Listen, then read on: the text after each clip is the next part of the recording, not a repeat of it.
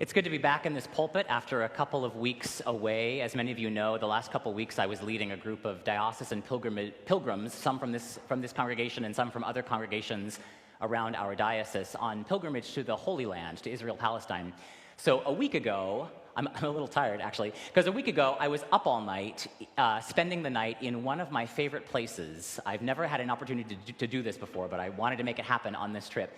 If you sign up with the right people, you get to spend the night in the Church of the Holy Sepulchre in Jerusalem. Many of you know the Church of the Holy Sepulchre is maybe one of the holiest places in all of Christendom, built according to tradition on the site of Jesus' crucifixion and burial. The tomb is there, the rock of Calvary is there, and the traditions that identify those sites, pious traditions, go back actually astonishingly early, although the church has been leveled and then reconstructed so many times over the centuries that it's a little tricky to get a sense of what those sites would have looked like 2,000 years ago. It's kind of a weird space. It's a very chaotic space. I like the words of the Dominican priest and archaeologist, actually, who has studied Holy Sepulchre in great detail, Jerome Murphy O'Connor. He writes, "One hopes for peace in Church of the Holy Sepulchre. One hopes for peace, but instead the ear is assailed by the cacophony of warring chants. One desires holiness only to encounter a jealous possessiveness as 6 groups of occupants, Latin Catholics, Greek Orthodox, Armenian Orthodox, Syrians, Coptics, and Ethiopians, watch one another suspiciously for any infringement of rights." He says the frailty of humanity is nowhere more apparent than here. It epitomizes the human condition. The empty one who comes to be filled will leave desolate, he says. The empty one who comes to be filled will leave desolate. But those who permit the church to question them may begin to understand why hundreds of thousands thought it worthwhile to risk death and slavery in order to pray here. I love those words. Those who permit the church to question them might discover something. Holy Sepulchre is the place that many people journey to the Holy Land in order to experience, and you find it all there. It's, as I say, holy cacophony. It's probably about as close as we get in the Christian tradition to what it would have felt like for a first-century Jewish pilgrim to go up to the temple to pray. That's famously how Jesus begins this parable about these 2 characters that he juxtaposes, right? The Pharisee and the tax collector. And it's all situated in the context of the Jerusalem temple. This is a site that Jesus knew well because he and his disciples went there often to pray. 2 men went up to the temple to pray, one of them a Pharisee, one of them a tax collector. So if you've been spending any time in church, in a Christian church, in a Protestant church especially, you know where this parable's going, right? Luke is really clear. He's been setting up this story in some ways throughout the entire gospel. The Pharisees in Luke's narrative are always the opponents, right? They're Luke's stand-in for hypocritical self-righteousness, a kind of, fill in your adjectives. Overzealous religious piety, hypocrisy. They're everything that Jesus and his movement is opposed to. Whereas the tax collectors, right, we know from elsewhere in Luke's gospel, this is Zacchaeus, this is Matthew, these are the guys he hangs out with, these are his friends, his disciples, the ne'er-do-wells. Usually we think of the tax collectors as like the guys who were having a beer in the bar on Saturday night, right? They're the fun guys. That's often how we talk about the tax collectors. So of course, right, one of them's a Pharisee and one is a tax collector. Like, we know where this story is going, right? We know the Pharisee is a straw man. He's the setup to be lambasted. There's no surprises here, right? And Luke tacks on this tidy little moral summation at the end of the story just to make sure we got the point. Those who humble themselves will be exalted. That's a tax collector, right? He's sufficiently humble, so he gets lifted up, he gets justified. While those who exalt themselves, those who think well of themselves, those who pray, "Oh God, I thank you that I'm not like the riffraff. I fast, I pray, I do everything right." Those who have a swelled head and judge others, the Pharisee, will be humbled. So watch out. There are not really any surprises for most of us in this story. It serves to confirm everything that we probably walked into church this morning thinking about pious religious people who we all know to be, nasty, mean bigots deep down, right? You've seen televangelists. You watch them. We're Americans. We don't do like religious hypocrisy, right? Like we know these guys. We see them on our TV screens. So we're not surprised when the Pharisee turns out to be a total hypocrite. And we tend to we side with the underdogs, right? The guys who are in the bar on Saturday night having a beer. It's like, yeah, I want to hang out with those guys. And when they show up in church, maybe a little hungover, maybe a little abashed, but they're honest, right? They're beating their breasts, they're weeping. I mean, we read this as a sign of the tax collector's like total integrity, right? Of course we do. It confirms all of our biases. Those are the guys who are likely to be the hidden saints among us. We've read our Bibles. We know how this goes. So if Jesus' parable about the perils of judging only serves to confirm our previously held biases, satisfying our suspicions, if we walk away from this parable, in other words, judging the hypocrisy of the Pharisee and honoring the integrity of the tax collector, have we not fallen into the very trap that Jesus is trying to spring us from? I mean, for a parable about the perils of judging, this looks like a pretty judgy parable. It's worth remembering that a first-century Jewish audience would likely have held the opposite set of unconscious bias, if you like. For Jesus' original hearers, Pharisees were not, synonymous with hypocrisy. That took 2,000 years of, frankly, anti-Semitism and anti-Judaism to really get enshrined. For Jesus' original audience, the Pharisees were the freedom fighters, right? They were the true believers. They were the guys you looked up to. These were like the Dalai Lama in Jesus' world, right? These guys had a great reputation. They were good guys. People liked Pharisees. Tax collectors, on the other hand, were problematic, right? They're Jews who are working with the Roman system to bilk money out of poor people. They're mobsters, essentially. Right? They're siphoning a little bit off the top of a corrupt system. So there's a reason why they were like pariahs in polite society, right? They're like the sheriff of Nottingham in Disney's Robin Hood, right? Like they're walking in on the little poor boy's birthday party. He gets a farthing from his mother, this impoverished family, and the paw of the sheriff of Nottingham is right there to grab that farthing and say, King John wishes you happy birthday too, right? That's the tax collectors. They're bilking people out of their hard-earned wages, and they are morally and ethically suspect. They're collusionists. So the scandal of this story is not that the Pharisee turns out to be a hypocrite. I mean, that's kind of a little bit of an also-ran. I think the scandal in this story is that the tax collector dares to intrude on this holy space after he's cheated a bunch of poor people out of their living, and then he cries these, I think the text means us to understand, kind of dishonest crocodile tears, beats his breast, oh God, be merciful to me, a sinner, and then leaves the temple and doesn't change a thing about his lifestyle. He goes and continues to cheat people. And Jesus says, actually, he went down to his house justified. That's the scandal of the story. The tax collector does not repent.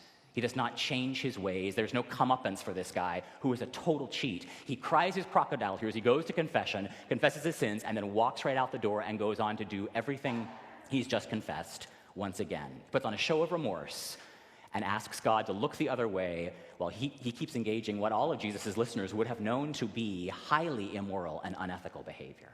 That seems to be the scandal of this story. This seems to be the thing that got people angry at this story, suggesting that the Ponzi schemers of the world who put on a show of religion for the sake of appearances and then continue to treat people are actually somehow being justified before God. It is a scandal, and it ought to make us very uncomfortable because there's nothing just or fair about this juxtaposition. Both of these guys are hypocrites. Right? The Pharisee's praying his fancy prayers, oh God, I thank you that I'm not like other people. The tax collector, too, is just like confessing his sins and then going back and doing them all again. So nobody in this parable comes out well, right? Nobody knows how to pray. Everybody's completely self-interested in the prayers that they are praying. The tax collector's a crook, the Pharisee's judgmental, and the takeaway, as I understand it, actually serves to undermine the whole point of the story, that one of them somehow is humbled and the other is exalted, as if justification before God is a zero-sum game. And there's only so much grace to go around, so the cheaters win, but the prideful don't. Both of these guys are looking for justification. They're both looking to connect with God, either through pride on the one hand or through empty promises on the other hand. And I think this is where our English translations of this text for hundreds of years have served to obfuscate the really radical point that Jesus is making by juxtaposing these two shysters. Both of them are shysters. Both of them are hypocrites. And they get juxtaposed in the temple.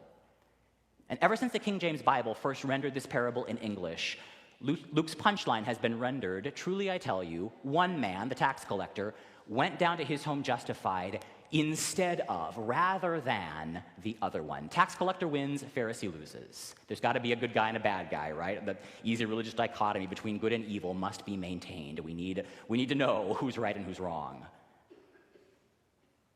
But so much depends on the power of that preposition. In the original story, in its original language, that preposition, instead of, right? One of them was justified instead of, rather than, the other one. It's para in Greek. That's where we get our words parallel or parabola. Actually, even the word for the story that Jesus is doing here, parable, is the name of this thing, right? And you hear it, para. In the parable is parabola. It's setting two things next to one another, right? Teaching through analogy. This is like that. That's what a parable does. And so Jesus says the tax collector went home justified para the Pharisee. So we could translate that, as English translators always have, rather than, instead of, one wins, one loses. Or we could translate it, one of them went home justified alongside the other one. We could also translate it, and there are some translators who are moving in this direction.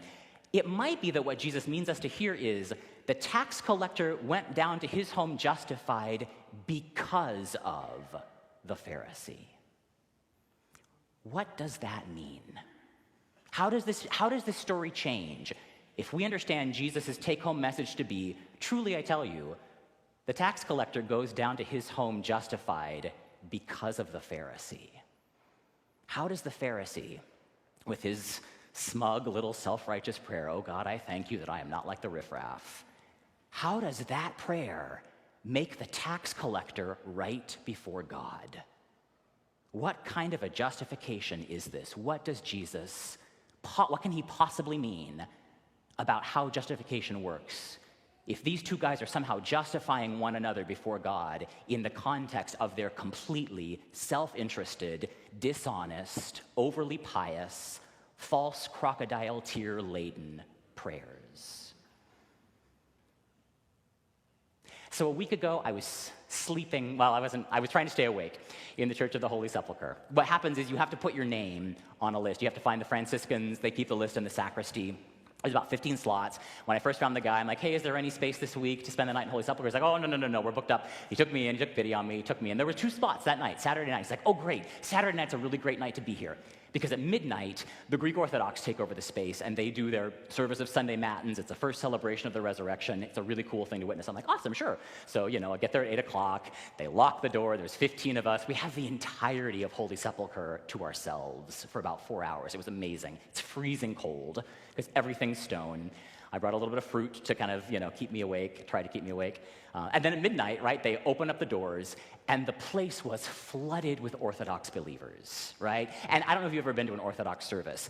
They don't do the, sit in the pews and listen thing. In Orthodox worship services, there's some chant happening up here, 8 monks are doing some beautiful stuff in the tomb, and then I think something like 500 people, I might be over-exaggerating, it felt like 500 people milling around the space, lighting candles, kissing icons, sending smoke up in the air, talking with one another, chatting, doing business, taking care of babies. It was like a marketplace. Everybody was kind of doing their thing in the space, and then but kind of paying attention to what was happening, because every so often everything would stop and everybody would join in this incredible lush harmony chant, and then they just go back to doing whatever they were doing. At the 3rd hour mark of this, I was getting both inundated with a lot of cologne, and I was also exhausted, and I was starting to get pretty cranky. I'd sort of had my fill of Orthodox liturgy. I was like, I came to Holy Sepulchre to find my moment of silence alone with Jesus and hear all these people milling around and kissing candles and rubbing stuff on stones and doing all of their, magical worship-y kinds of things. I judged it harshly. I am a good Pharisee that way. Can you believe these people with all their superstitions? So I find my little, I'm looking for a pure moment. I find a little chapel down, there was construction behind a screen. I thought, nobody's going to bother me here. pulled my hoodie over my head, wrapped myself in a scarf, found a little niche of cold stone, and put my head down to meditate deeply in sleep because I was so tired. And I was interrupted when two Orthodox women found their way into that chapel. I don't know if they saw me or not. They completely ignored me. Went to this icon, and they were, she was kissing her hand. They started, I don't remember, they were fussing with something, and one of them was kind of holding the other one, and I realized I couldn't tell if they were talking with one another or if they were praying. I think both were happening, because at one point, one of them started to weep. Not loudly, but obviously was experiencing a moment of great intensity. Her friend was kind of with her there. They wept. I think they prayed together in front of this icon. I was incredibly moved, actually, to see this, very raw moment of honesty before God. And then they kind of picked up their stuff and walked out of the chapel, and as they left, I heard them kind of chatting and laughing with one another, like, on to the next thing.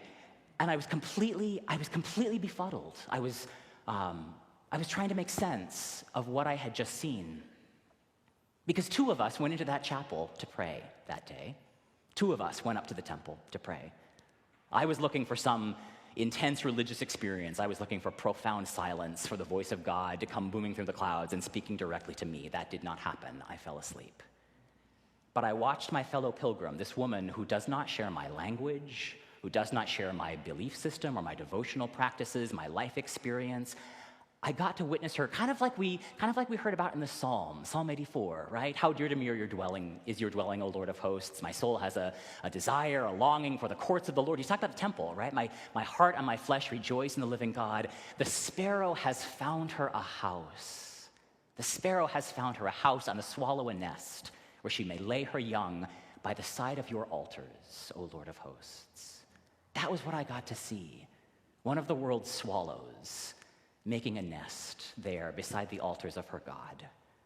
Her weeping moved me profoundly, and then the easy way that she just shut it off and moved it into her life utterly mystified me.